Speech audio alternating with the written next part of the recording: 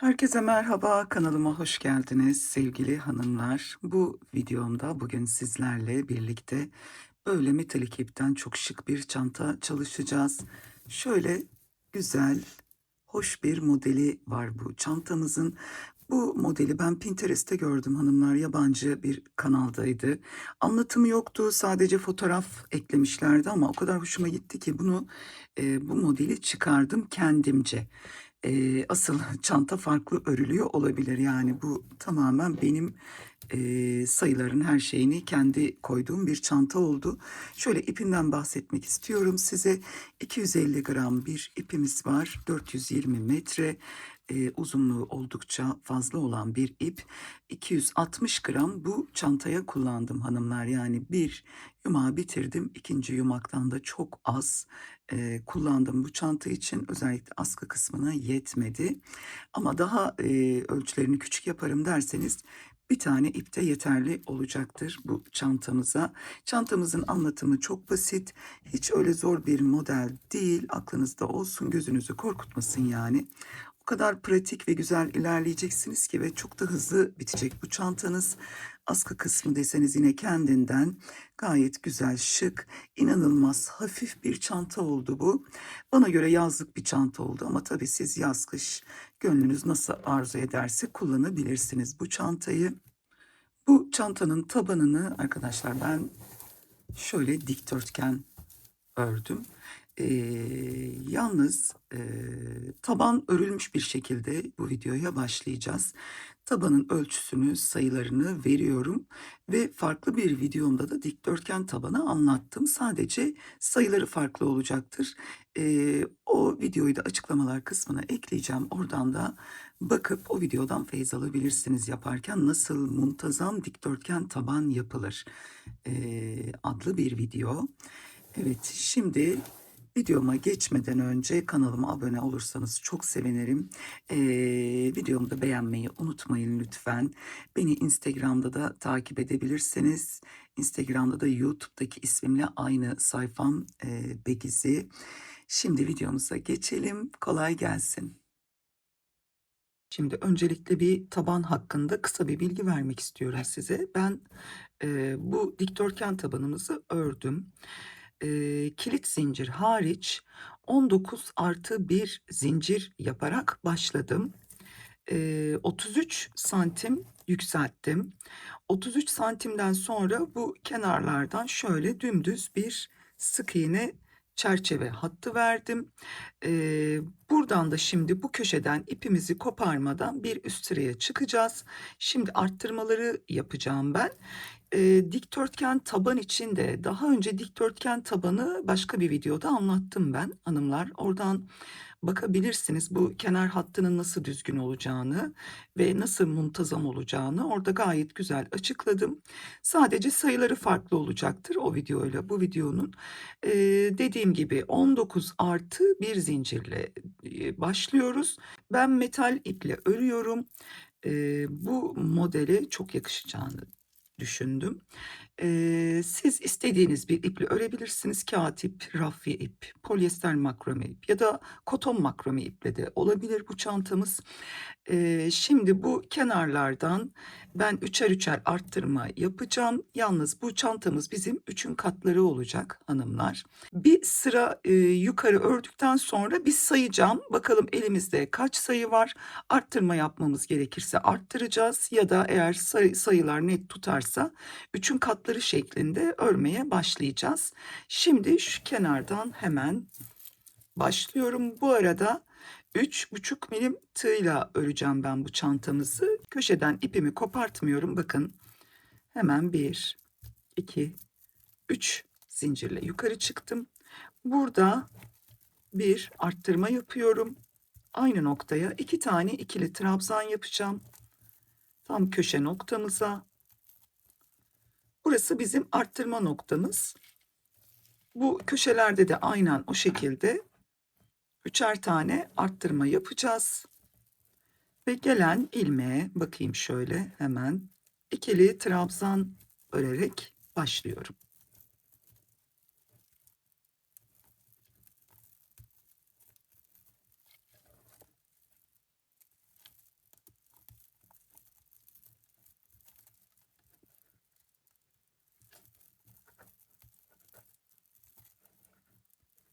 İpimin rengi gerçekten çok güzel. Evet, kameramı birazcık daha yaklaştırdım hanımlar. İp belki parlama yapar diye. Hemen bakın şu sırayı ördüm ben. Gelen ilmeklere ikili trabzan yaptım. Hemen şu köşedeki arttırmamızı göstereceğim size. Evet, tam köşedeyim. Buraya 3 tane aynı noktaya ikili trabzan yapıyorum. Birinciyi yaptım. Şimdi ikinciyi ve üçüncüyü ve buradan devam ediyorum. Yanındaki ilmekten ikili trabzan örmeye.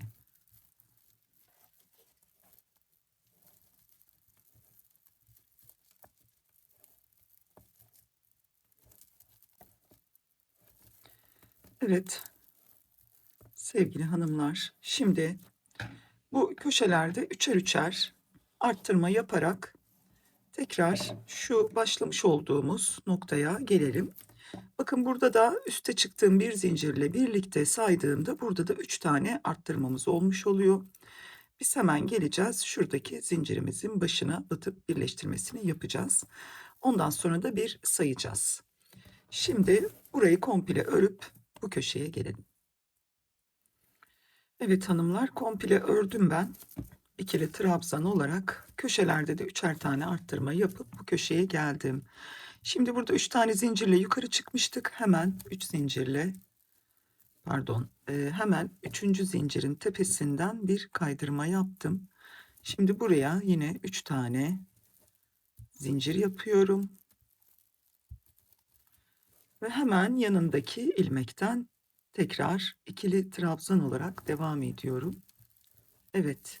Şimdi bu sırayı ben saydım hanımlar. Bize bu sıra 3'ün katlarını veriyor. Yani 150 adet ilmek var burada. 150 adet demek de 3'ün katları demek. Siz de sayın lütfen.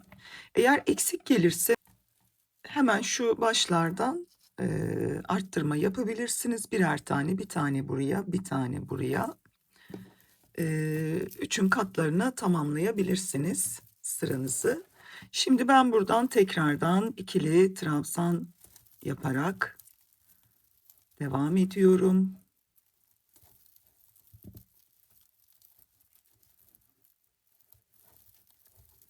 Şu şekilde köşelerde artık arttırma yapmayacağım. 3'ün katlarını verdi ilmek sayım. O yüzden de kenarlarda arttırma yapmadan şu an dümdüz ikili trabzan yapıyorum.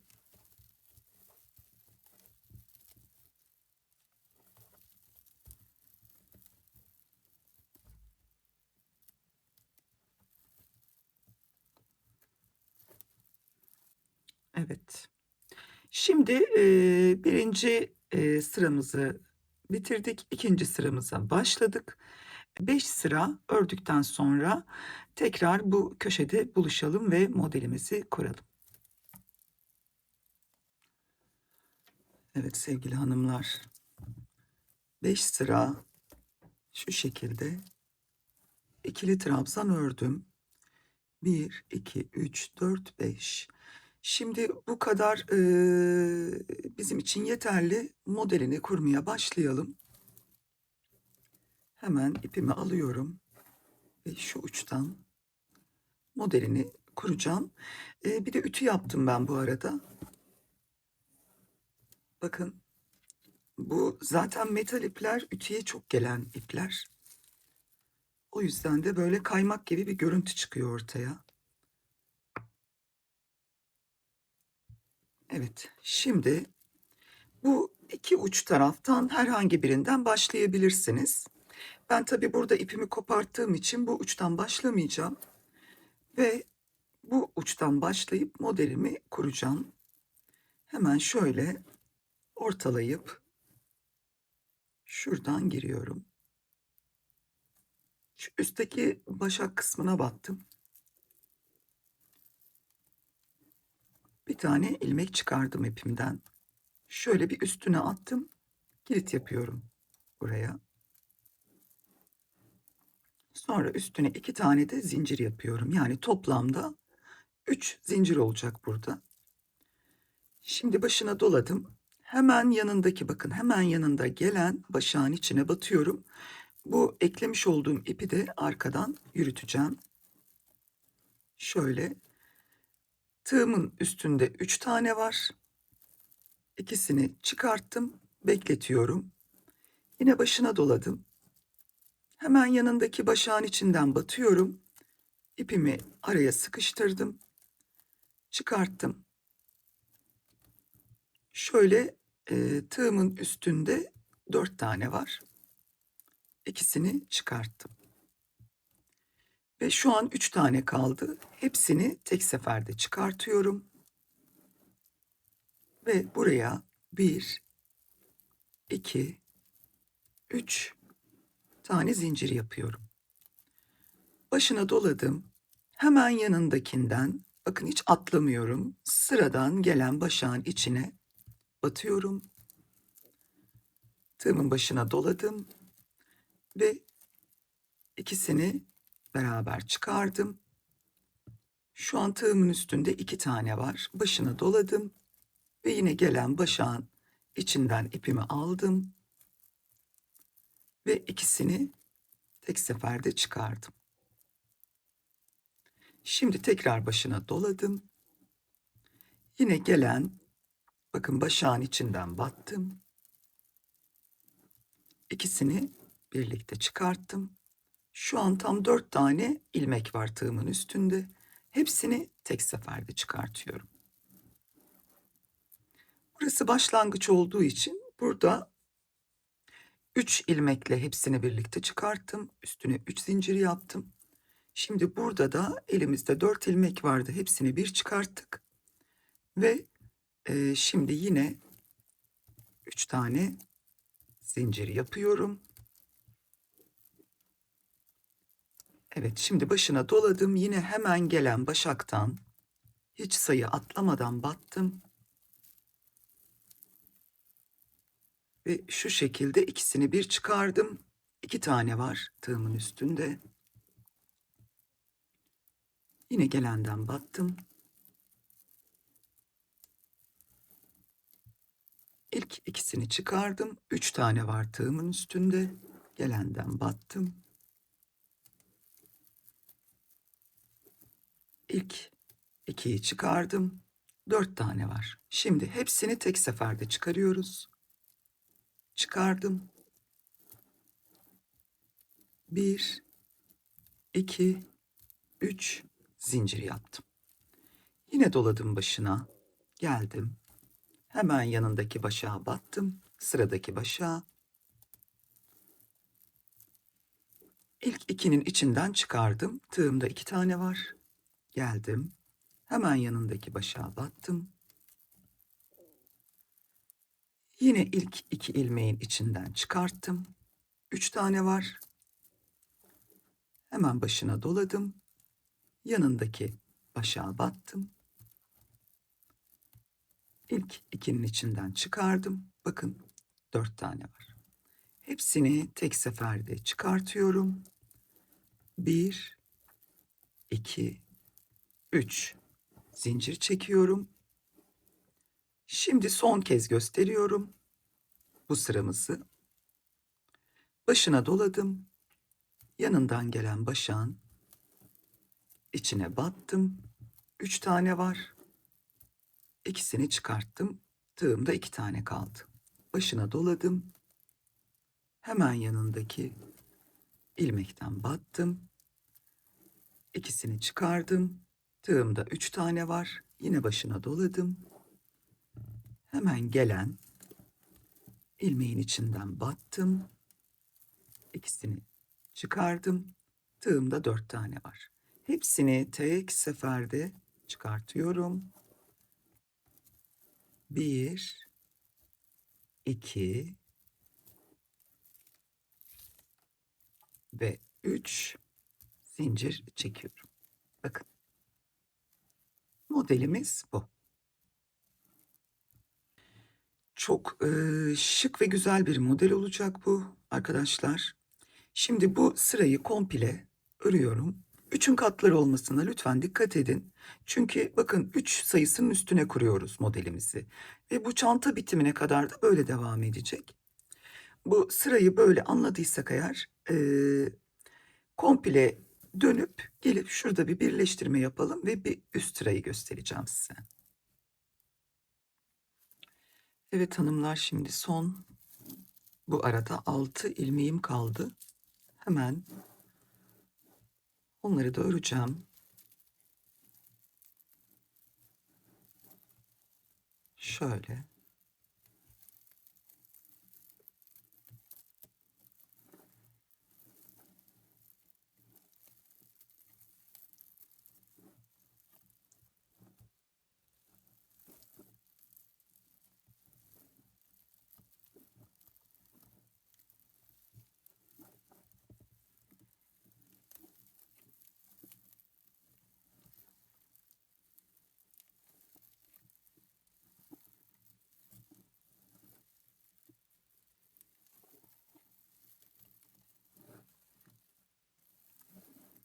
Ve son modelimi de kurdum. Şimdi birleştirmeyi yapacağım.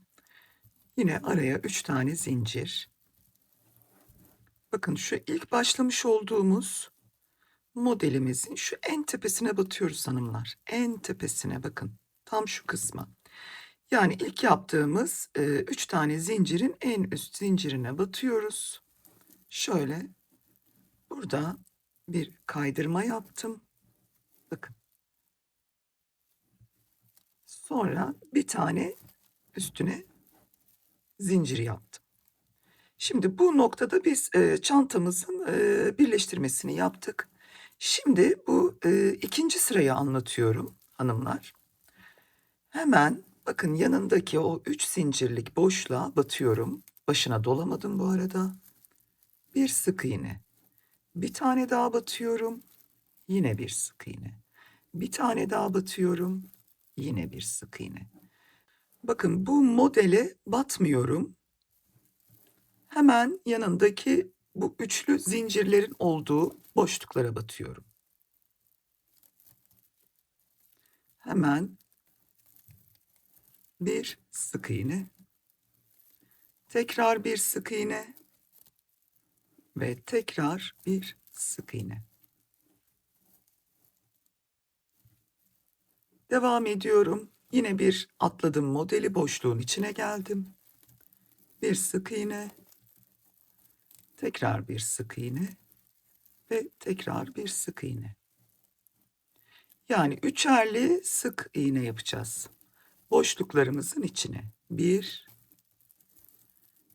2, 3. Diğer boşluk 1, 2 ve 3. Diğer boşluk 1, 2 ve 3. Ve diğer boşluk 1, 2 ve 3. Evet, bu sıramızı bu şekilde sık iğnelerle boşluklara üçer tane sık iğne yapıp tekrar bu başladığımız noktada görüşelim hanımlar. Evet, sık iğnelerle sıramın sonuna geldim. Hemen şurada son 3 tane kaldı. Onu da yapıyorum. 1, 2 ve 3. Şimdi hiç başına dolamadan buradan bir kaydırma yapıyorum. Şu aradan girdim. Bakın hangi aradan girdim? Şurası bizim birleştirme noktamız ve burada da 3 tane sık iğneme başlamışım. Hemen şu birleştirme noktamın olduğu noktadan şu aradan giriyorum. İpimden görebiliyor musunuz bilmiyorum ama ben yine de göstermeye çalışacağım. Hatta bu ilk sık iğnenin başına da batabilirsiniz hanımlar. Öylesi daha mantıklı. Pardon, şunu hemen tekrar taktım. Bu ilk sık iğnenin başında da birleştirme yapabilirsiniz. Hemen şöyle bir kaydırma yaptım. Bakın şöyle. Biraz kameramı yaklaştırdım daha iyi görebilin diye. Şimdi bakın 3 zincirimi yaptım. Başına dolamıyorum. Bunu her modele geçtiğimizde uygulayacağız. Çünkü şu arada boşluk kalsın istemiyorum. Bakın başına dolamadım.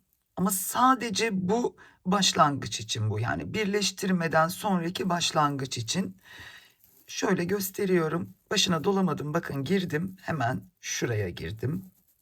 Çünkü buraya battığımda burada bir boşluk oluşacak. Hemen buraya girdim. İpimi çıkardım. Hemen yanına da girdim. İpimi çıkardım. Bakın şöyle. İkisini çıkardım. Tığımda şimdi 2 tane var. Burada başına doluyorum. Bakın buradaki 3. ilmeğime geldim. Battım. Şöyle 2 tane çıkardım. Şimdi 3 tane oldu.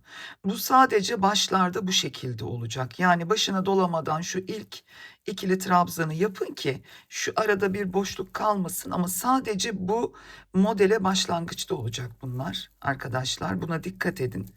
Bakın hepsini tek seferde çıkardım. Burada hiçbir boşluk yok. Gayet de güzel oldu. Hemen şöyle 3 tane zincirimi çektim araya. Bakın. Ve başına doladım. Ve sıradan gelen, bakın burada 3 tane var. 1, 2, 3.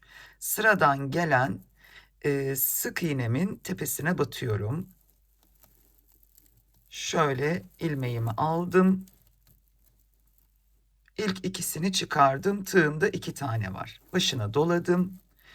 Yanındaki ilmeği aldım. İçinden çıkardım. İlk ikisini de çıkardım. Tığımda 3 tane var. Başına doladım. Hemen ilk ikisini çıkardım. Tığımda 4 tane var. Bakın ben buraya 3 tane ikili trabzan yaptım, ama buradan geçiş olduğu için burada 4 tane ilmek olması gerekiyor. Ama bu başlangıçta hep 3 tane olacak. Neden? Çünkü zincir çekip geldiğimiz bir sıramız olmayacak. Yani biz buradan ilk modeli kurduğumuz için. Bakın böyle 4 tane var. Hepsini tek seferde çıkardım. Böyle olunca da bu iki model birbirini tamamlamış oldu. Yani arada herhangi bir boşluk ya da bir çokluk olmadan bu modelimizle ikisi aynı oldu. Şimdi tekrar gösteriyorum. 3 tane zincir. Şu şekilde başına doladım. Sıradan gelen, yani buna battım. İlk ikisini çıkardım. Tığımda 2 tane. Başına doladım. İkinci ilmeğe battım. İlk ikisini çıkardım. Tığımda 3 tane. Başına doladım. Üçüncü ilmeğe battım. İlk ikisini çıkardım. Tığımda 4 tane var. Hepsini tek seferde çıkardım. 1, 2, 3. Bakın bu kadar. Zaten buradan dönüp geldiğimizde de biz yine şu araya batacağımız için şu kısma burada herhangi bir sorun olmayacak, merak etmeyin. Bakın. Yine gösteriyorum. Başına doladım. Gelen başağın içine battım. Bakın burada 3 tane var. Her bu boşlukta 3 tane ilmek var. Bir önceki sıradan, çünkü üçerli sık iğne yaptık. İlkine battım. Başına doladım. Çıkardım. Hemen şöyle ilk ikisinin içinden çıkardım. Tığımda 2 tane. Tekrar başına doladım. Gelen ilmeğin içinden battım. İlk ikisini çıkardım. Tığımda 3 tane var. Başına doladım. Gelen ilmeğin içinden battım. İlk ikisini çıkardım. Tığımda 4 tane var. Şimdi hepsini tek seferde çıkarıyorum. 1, 2 ve 3 zincir yapıyorum. Evet. Modelimiz bu şekilde devam ediyor. Şöyle hemen.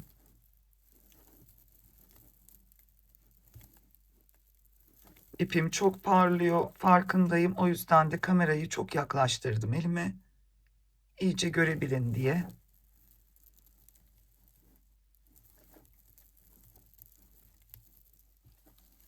Evet hanımlar. Anladıysak bu sırayı komple dönüp geleceğim. Tekrar yine bir üst sıraya geçişi göstereceğim. Bu zaten ikinci tur oldu modelde. Bakın böyle bile ne kadar güzel duruyor.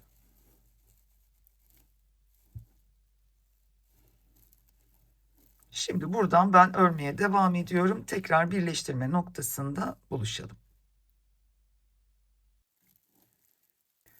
Evet, sıra sonuna doğru yaklaşırken şöyle yine de ben örerken açtım.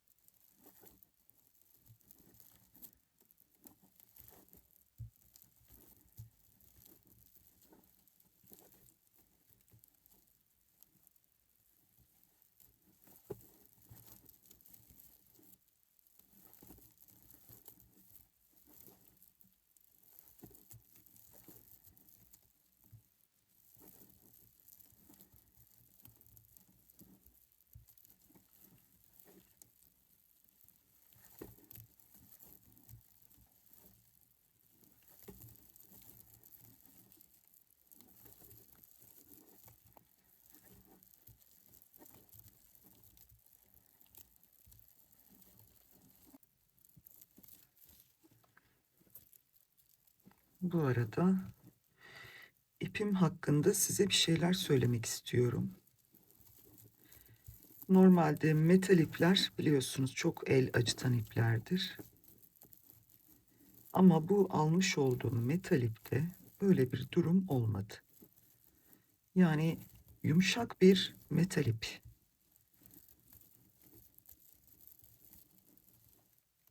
Moly yarnın arkadaşlar. Molly'nin metal ipi. Herhangi bir kağıt ip falan karıştırılmış değil. Bayağı bildiğiniz metal ip yani. Daha önceden aldığım metal iplerde gerçekten ellerim çok acımıştı. O yüzden biraz metal ip örmekten kaçınıyorum hani. Ama bu renk çok hoşuma gitmişti. Bu böyle kurşini bir renk. Böyle antrasit ve gümüş karışımı bir renk. Rengi inanılmaz güzel. Ama örmesi de çok ilginç. Hiç acıtmadı ellerimi. Böyle yani yumuşak bir yapısı var. Diğerleri tel gibiydi. Küçük çanta örsem bile gerçekten ellerimi çok acıtıyordu. Ama bunda böyle bir sıkıntı yaşamadım. Onu da böyle söylüyorum ki hani eğer siz de benim gibi aynı sıkıntıları yaşıyorsanız aklınızda olsun.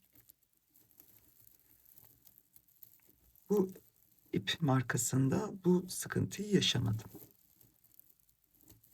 Ve son üçümü yapıyorum. Şöyle 1, 2, 3 diyerek bu sıramı da birleştiriyorum hanımlar. Hemen şuradan bakın. Şu 3 tane zincirle çıktım ya yukarı. Onun en sonuncusuna şöyle battım. Şu iki bacağını alarak batmayı düşünüyorum. Olmadı. Ya da şöyle tam ortaya da batabilirim. Evet. Şimdi buradan bir kaydırma.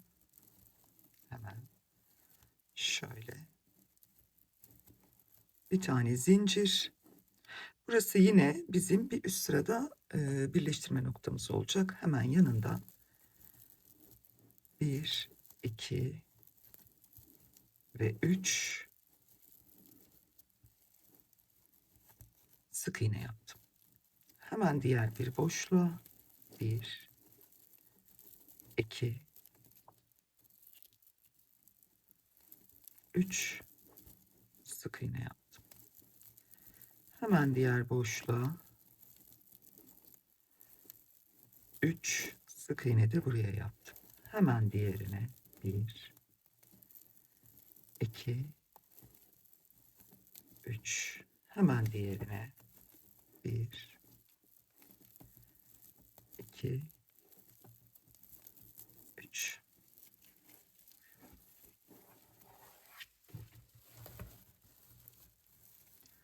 Modeli şöyle göstermeye çalışayım size. Şimdi arkadaşlar bu kısma kadar anladıysak ben örmeye devam etmek istiyorum. Şimdi bu zaten büyük bir çanta. Biz bunu bir 28 santim bir yükseltelim. Bakın şu ilk ikili trabzanlardan itibaren ölçeceğiz.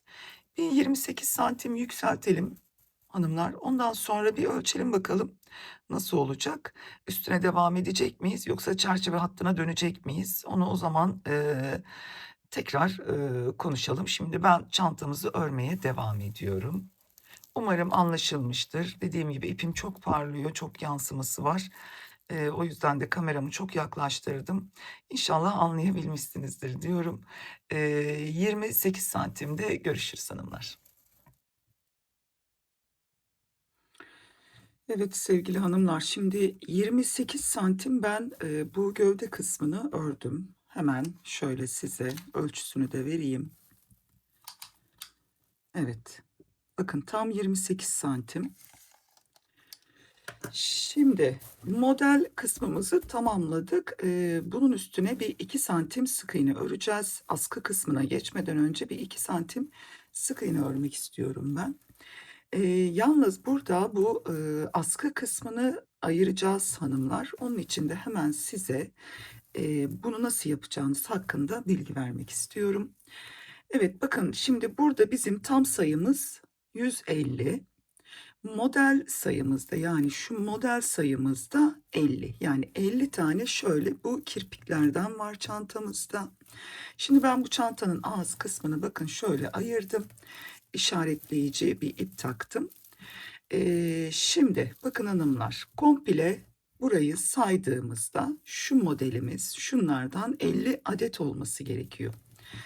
Şöyle iki ucunu buldum çantamızın.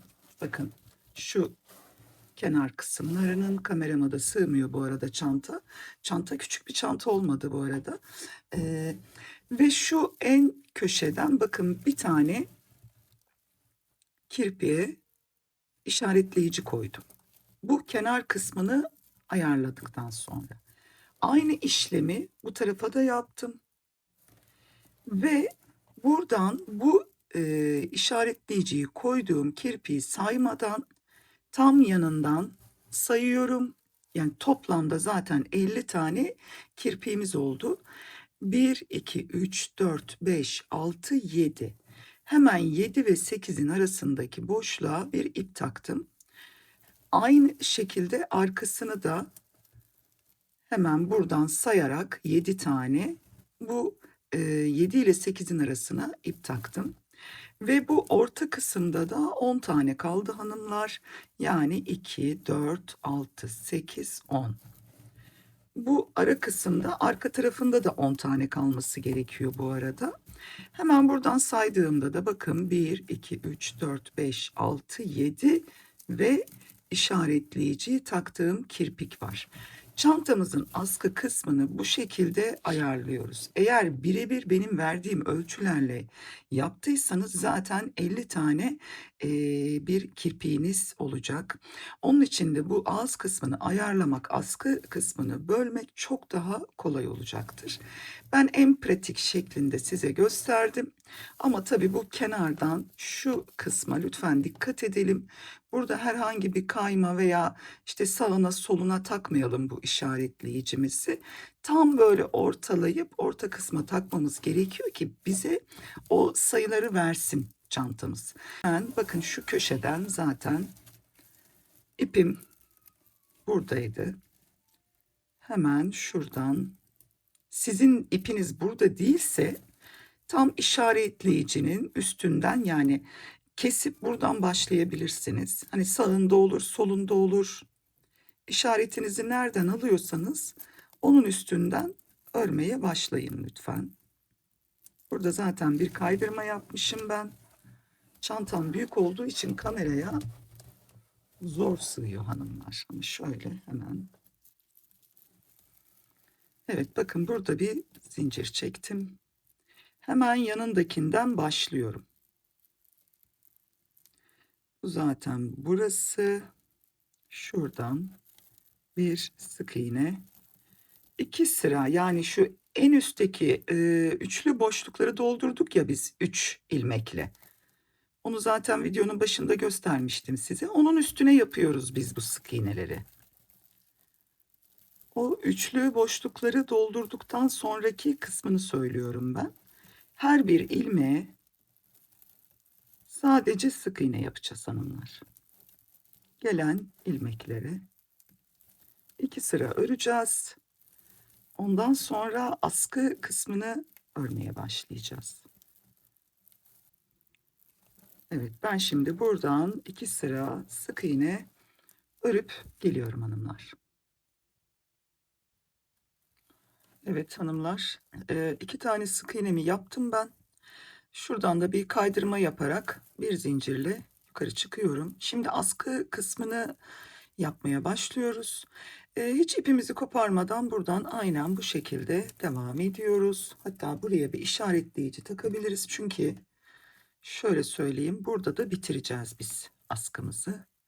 O yüzden ben şuraya şöyle yine de bir işaretleyici takayım. Aklımız karışmasın. Hemen buradan tekrar sık iğne yaparak devam ediyorum. Gelen yine ilmeklere sık iğne yapıyoruz. Çok güzel bir çanta olacak hanımlar. Işıl ışıl. Özellikle yazın çok kullanacaksınız.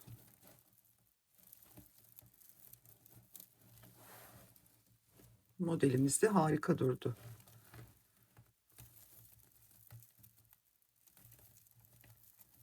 Evet, şimdi işaretleyicimin olduğu, bakın burada 7 tane kirpik bırakmıştık arada.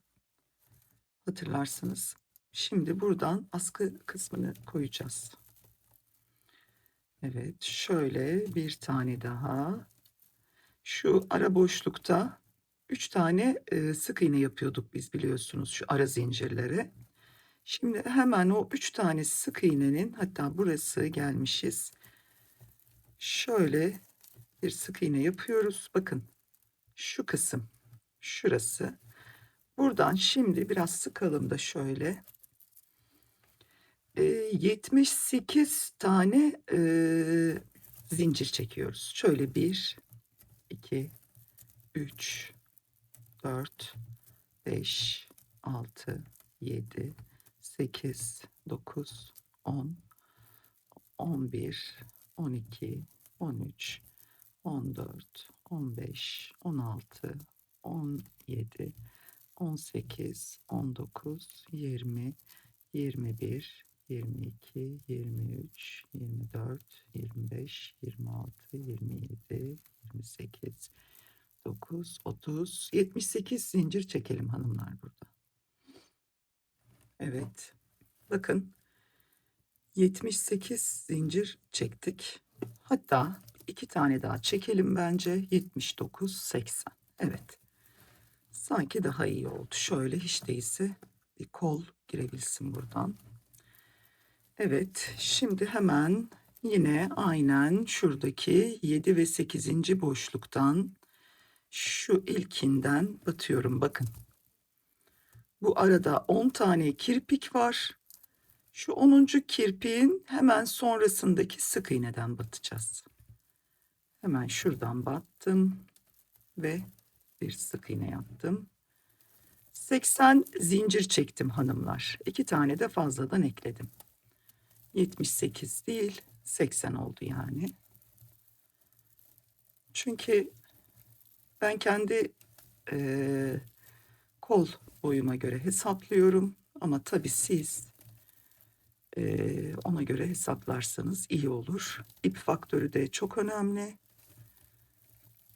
Esneyen bir iple örüyorsanız onu muhakkak göz önünde bulundurun. Şu şekilde yine gelen sık iğnelere bakın şöyle batıyorum ve yine aynen burada şu kısımda 80 tane zincir çekiyoruz Ve yine burada birleştiriyoruz ama burayı ben yine de anlatayım size. Yani buraya kadar örüp geliyorum. Evet, şimdi bakın yine bu alttaki işaretleyici ipimin olduğu noktaya geldim. Yine şu boşluktaki 3 tane sık iğnemizin 7 sıralık diliminde şöyle en sonuncuya batacağız. Hemen buradan da şimdi 80 tane zincir çekiyoruz. 2, 3, 4, 5, 6, 7, 9, 10, 11, 12, 13, 14, 15, 17, 18, 19, 20. Evet. 80 tane zincir çekelim lütfen. Evet. 80 tane zincirimi çektim ve yine geliyorum. Bakın şu kirpiğimin hemen buradaki şu sık iğnesinden batıyorum. Şurası. Biraz sıkıyorum böyle. Buralar gevşek olmasın. Şöyle bir sık iğne yaptım. Evet. Şimdi tekrar örmeye devam ediyorum. Gelen başaklara batıyorum hanımlar. Burada birleştirme noktamıza geldik. Bakın işaretleyici takmıştık burada hatırlarsanız. Bakın hemen devam ediyorum.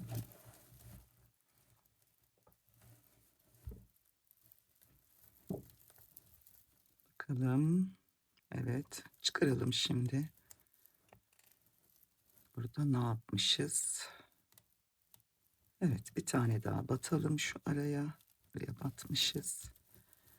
Şöyle şimdi şu kısımdan bir kaydırma yapıyorum. Bir üst sıraya geçeceğim. Şöyle. Bunu arkadan çekmiyorum. Normalde hani kaydırma kısmı belli olmasın diye arkadan çekeriz ya hanımlar. Ona gerek yok. Zaten ip ışıl ışıl. Ve ufak tefek şeyleri inanın göstermeyecektir bu tarz ipler. Yanından tekrar sık iğne yaparak devam ediyorum. Bakayım yanlış bir yere batmayayım. Tığımı bir düzeltiyorum hemen. Evet. Buradan zincir askımıza kadar örmeye devam ediyoruz.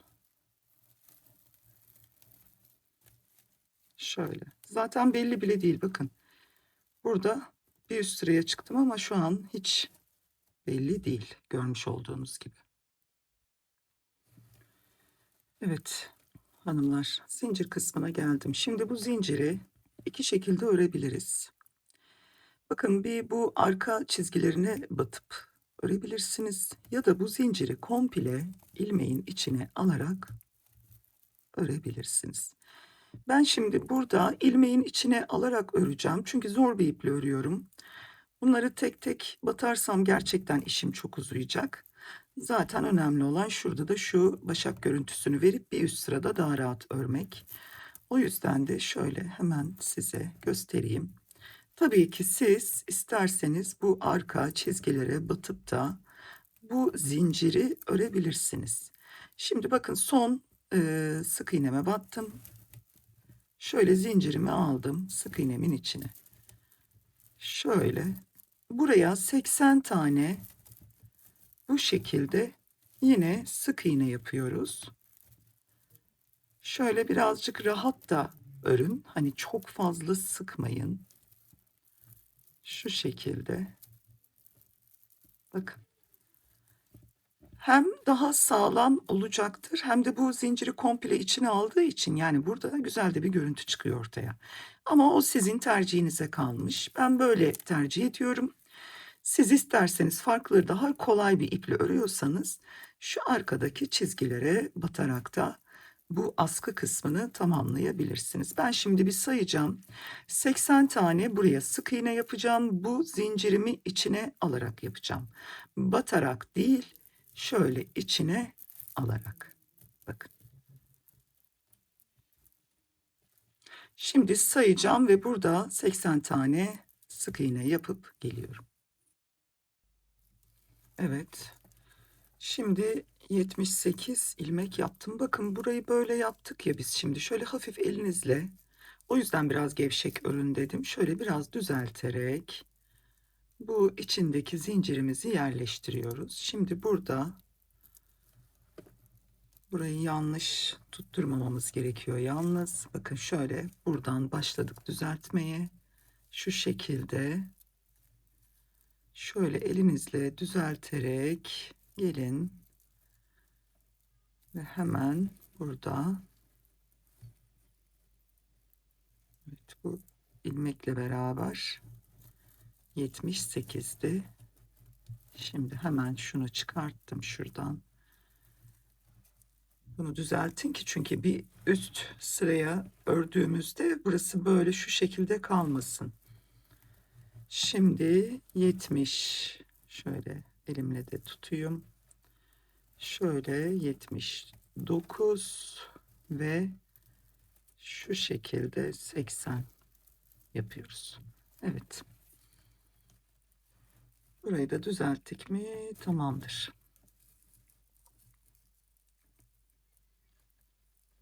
Evet, şimdi buradan bu sıraya birleştirmesini yapalım. Yine şu şekilde bir sık iğne yaptık. Bakın. Öyle gevşek oldu, sık oldu, kötü durdu diye düşünmeyin. Zaten burası askı kısmı. Askı kısmı hep askıda olacağı için kullandığımızda o, emin olun, zaman içinde yerleşecek.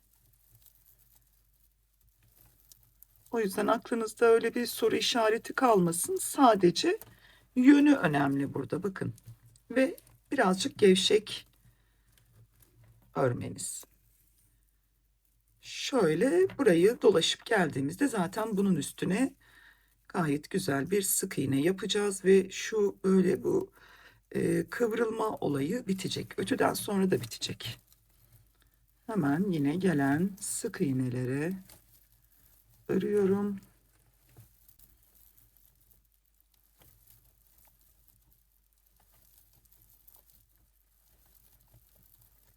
Evet, yine geldim. Hemen şu son sık iğneme de battım ve buradan itibaren başlıyorum. Şöyle çok sıkmadan 1, 2, 3, 4, 5, 6, 7, 8, 9, 10. Evet. Bu zincirimizin üstüne de 80 tane sık iğne yapıp şu noktada tekrar görüşelim.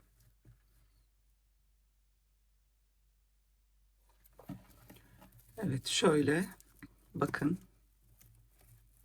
askı kısmımızın üstüne sık iğnemizi yaptık. Dediğim gibi şu yönünün düz olması önemli. Onun için de şöyle bir elimizle bir düzeltiyoruz. Çünkü bu kısımda çantanın kendine sık iğne yaptığımızda bunu bu şekilde yaparsak sökmek zorunda kalırız hanımlar. Onun için de o kısma dikkat ediyoruz. 80 adet sık iğnemi yaptım. Şimdi buradan bağlıyorum. Ve devam ediyorum.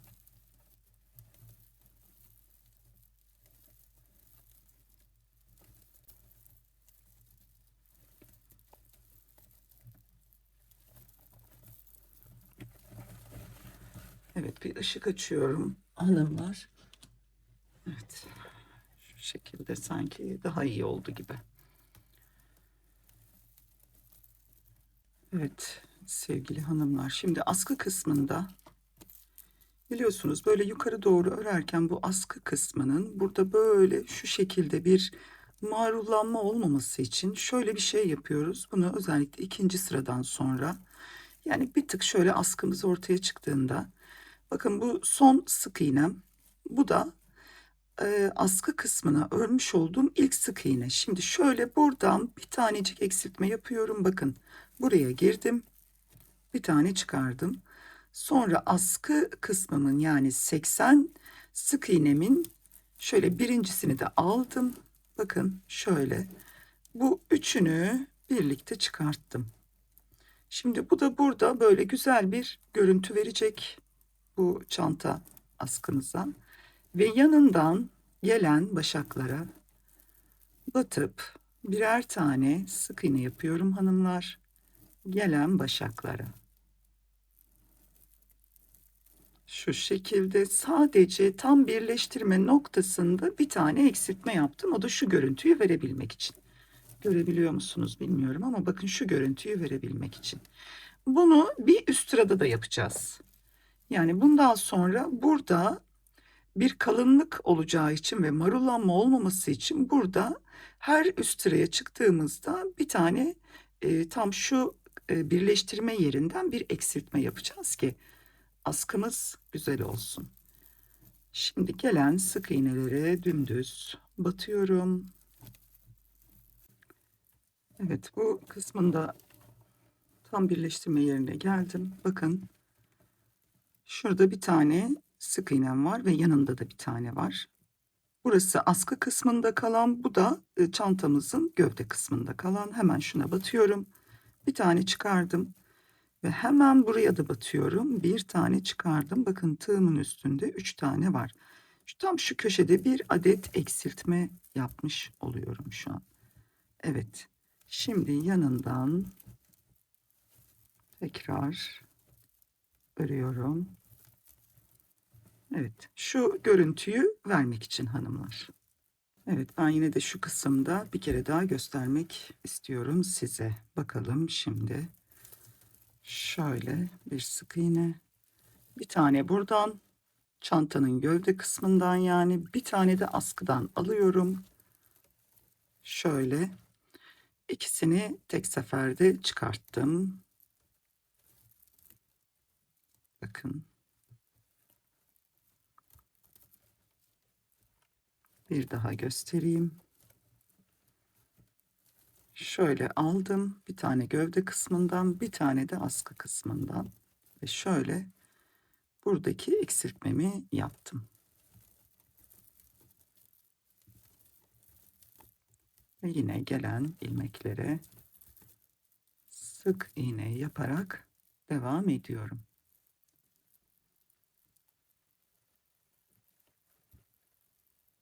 Şurası.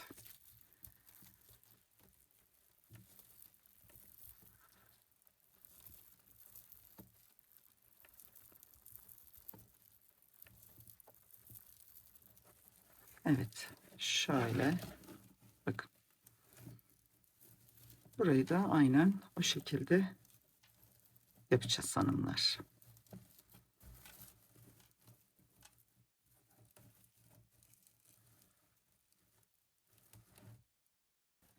Evet arkadaşlar, şimdi bu askı kısmını tamamladım ben. İlk zincir hariç, ilk çektiğimiz 80 adet zincir hariç 5 sıra ördüm üstüne. Yani bu zinciri içine aldığımız sıra da dahil 5 sıra burada örüp askı kısmımızı tamamladım. Hemen şuradan kaydırma yapacağım. Birleştirme noktasındayım. Yine birleştirmemi yaptım ve şu şekilde çanta ağzımızı kaydırarak güzel bir çerçeve veriyoruz. Şu şekilde.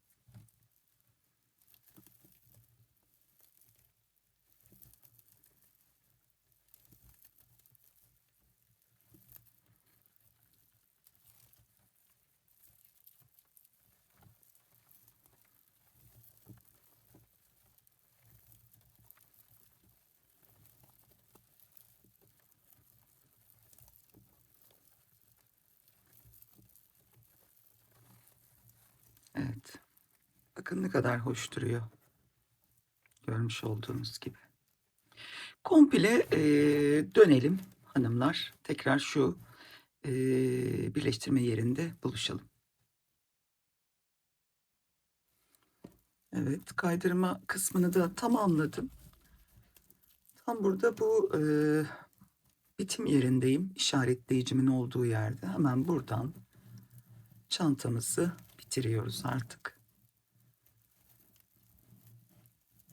Şöyle bir tane daha yapayım. Bu kısım da sağlam olsun. Evet, ipimi kesiyorum. Şimdi bir ütü yapalım hanımlar.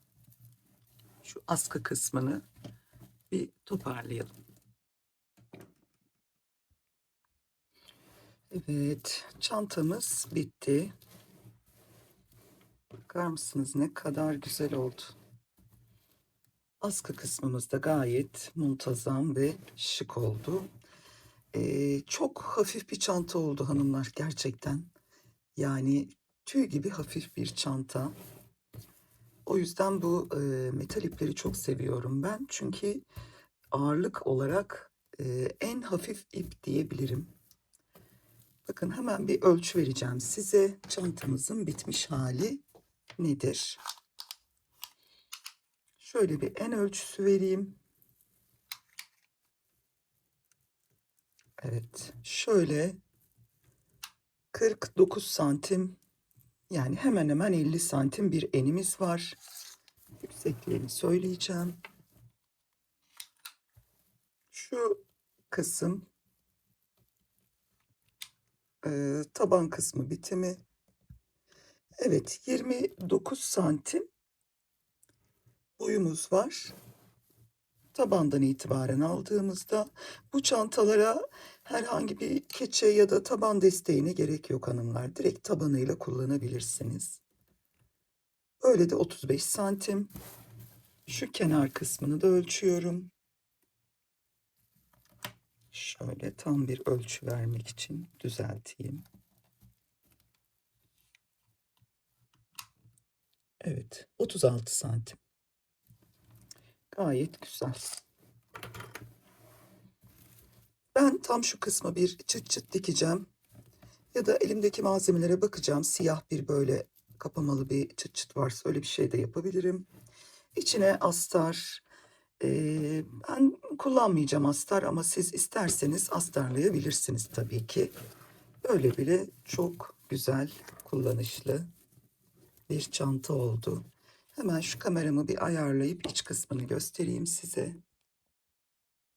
Biraz yükselttim. Bakın. İç kısmı o kadar güzel ki o yüzden astara gerek yok dedim. Çok şık bir çantamız oldu hanımlar. Evet hanımlar, videomun sonuna geldik. Hemen size ipim hakkında bilgi vereyim. Bakın şöyle metal bir ip kullandım ben. Bu ipten 1 adet ve 10 gram kullandım. Yani 250 gram, normalde bir tanesi 260 gram gibi bir ip kullandım ben. Burada eğer siz sadece tek yumakla çalışmak isterseniz çantanızın ölçülerini daha küçük tutup ya da askı kısmına daha farklı hazır bir askı taktığınızda bu çantamıza sadece bir adet metal ip yeterli oluyor. 250 gram dediğim gibi 420 metre bir ipimiz. Evet, videomu beğendiyseniz lütfen beğenme butonuna basın. Kanalıma abone olmadıysanız ücretsiz abone olabilirsiniz. Aklınıza takılan bir şey olursa yorumlara yazın. Ben detaylı açıklamayı açıklamalar kısmında yapıyorum zaten. Bir başka projede görüşmek üzere diyorum. Hoşça kalın, sevgiyle kalın.